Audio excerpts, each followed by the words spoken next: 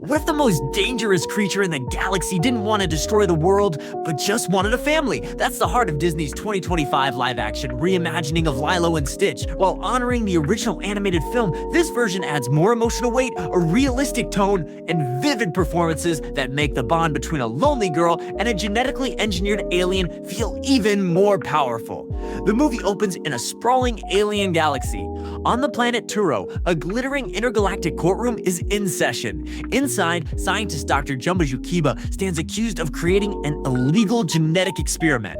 The council plays chilling surveillance footage as creation. Experiment 626 is a chaotic force of destruction, toppling cities and laughing as it does so. It's fast, cunning, and nearly indestructible.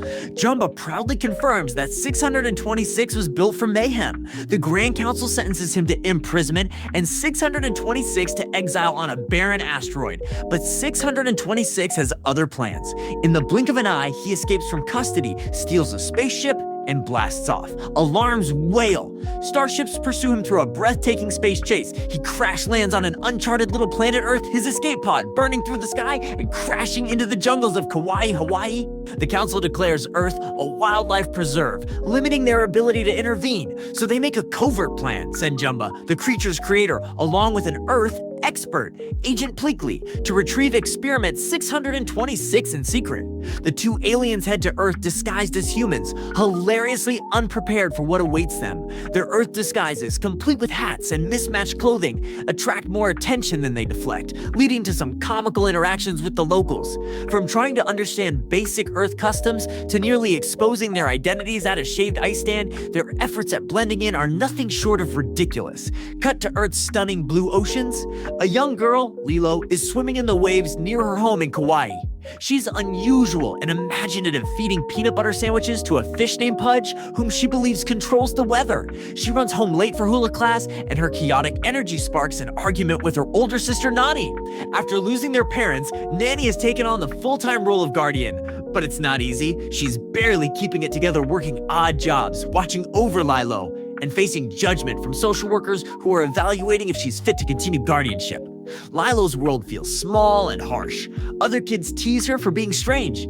She spends time alone, building dolls from household junk and listening to Elvis records, often reenacting scenes in her room. Her loneliness is palpable, her longing for a connection growing each day. That night, after a painful fight with Nanny, Lilo lies in bed and whispers a prayer to the stars.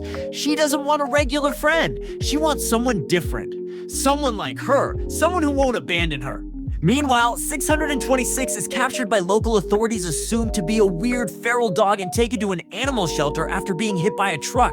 Confused and disoriented, he stumbles through town before being subdued. Despite his alien biology, he quickly adapts to Earth's gravity and climate, mimicking the behavior of animals he sees around him, although his jerky movements and unnatural growls make him stand out. At the shelter, workers puzzle over what species he could possibly be. The next morning, after a tense visit from their social worker, Miss Kakoa, Nanny decides to do anything to lift Lilo's spirits. She agrees to take her to adopt a pet. At the animal shelter, Lilo wanders past cages filled with barking dogs and timid puppies, but she stops in front of one in particular, the one holding Stitch. He's twitchy, blue, has enormous ears and razor-sharp teeth, but Lilo doesn't flinch. Instead, she smiles. While the shelter worker warns that this animal may be unstable, Lilo insists. She says she wants him. Nanny protests, calling him dangerous and untrustworthy. But Lilo puts her foot down. He's the only one who needs me just as much as I need him. And with that, Stitch is welcomed reluctantly into their home. Stitch, of course, has no idea what's really happening. To him, Lilo is a convenient shield. As long as he stays close to her, Jumba and Pleakley won't be able to capture him without drawing attention.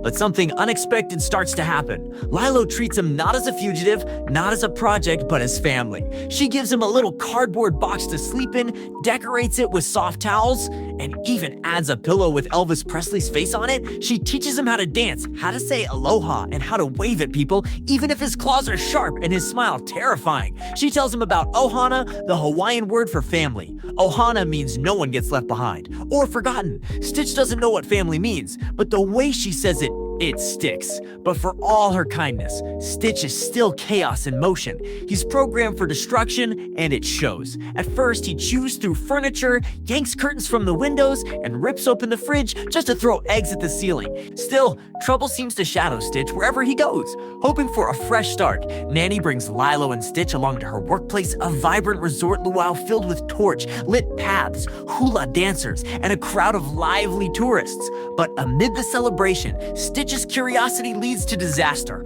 Drawn to the flames and the aroma of food, he leaps onto the buffet table, knocking over platters and drinks.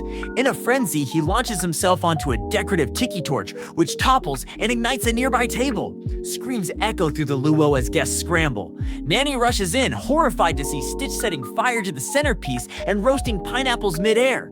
Security pulls the plug on the chaos, and Nanny is promptly fired on the spot.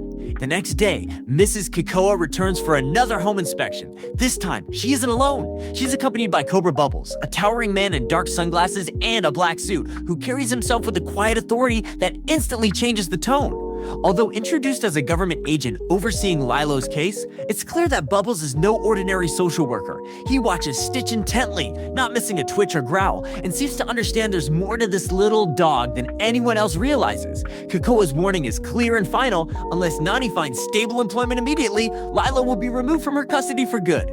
Fueled by desperation, Nani throws herself into job hunting. She combs the island for any available work restaurants, shops, tourist spots. But every interview seems doomed. At one, Stitch hurls himself through a window chasing a frog. Nanny watches job after job slip away, each time seeing Lilo's future fade further from her grasp.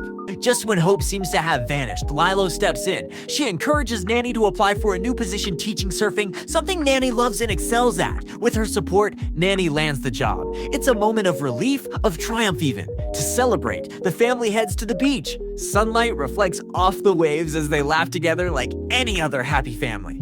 Lilo and Stitch take a board out together. Though clumsy at first, Stitch tries his best, falling off, spinning in circles, tumbling headfirst into the water. But with Lilo's help, he gets the hang of it. He finds balance, rises on the board, and for a brief moment, rides the wave like he belongs. On the shore, Nanny watches and smiles, the tension in her shoulders melting away. For the first time, she dares to believe everything might be okay. But peace never lasts long when Jumba and Pleakley are involved. Disguised in sun hats and floral shirts, they attempt another ambush, this time by jet ski. The attempt is a disaster. In the chaos, Lilo is thrown from her board and pulled underwater. Stitch, panicking, tries to save her but only makes it worse, dragging her deeper in his frantic struggle. Nanny and David rush, and David dives into the waves and brings Lilo to the surface just in time. Shaken and gasping, Lilo clings to him. Nanny grabs Stitch, glaring at him with a mix of fear and betrayal. The incident becomes the final straw. Mrs. Kikoa, having witnessed the near tragedy, visits Nani once more. This time, the conversation is different. She gently offers Nani a heartbreaking option: sign over guardianship of Lilo to the state, and the Hawaiian government will provide health insurance and financial aid. It's the only way to guarantee Lilo's well-being. Nanny, devastated, knows she has no other choice. Her hands trembling, she signs the paperwork, barely able to speak. That night, the house is quiet. The sisters sit together, sharing one last night under the same roof. Lilo falls asleep, clutching her storybook, unaware of what's to come. Stitch, sensing the change, runs away. He returns to the only place that resembles a home to him now, the animal shelter. Curling into a corner, he hugs the book Lilo gave him, flipping through its pages. It tells the story of a strange creature lost in a big world, searching for a family. Stitch mimics the pictures hiding under leaves, drawing lonely circles in the dirt. The emptiness gnaws at him. For the first time in his life, he feels something he never understood before. Back in space, like a Grand Councilwoman has had enough. Furious over Jumba's repeated failures, she calls off the deal and commands Pleakley to return him to prison. But Jumba, not ready to give up, breaks away and decides to bring Stitch in on his own. His mission is no longer about orders, it's personal. The next morning, Lilo wakes up to find her sister grieving. Knowing she's about to be taken away, she escapes and heads to the shelter, hoping to see Stitch one last time. Their reunion is heartfelt but short-lived. Without warning, Jumba bursts in, wielding a new weapon. The shelter erupts into chaos as Stitch and Lilo flee, racing through the trees and eventually making it back to the Pelikai home. But there's no refuge left. Jumba follows and a destructive battle unfolds in the once cozy house.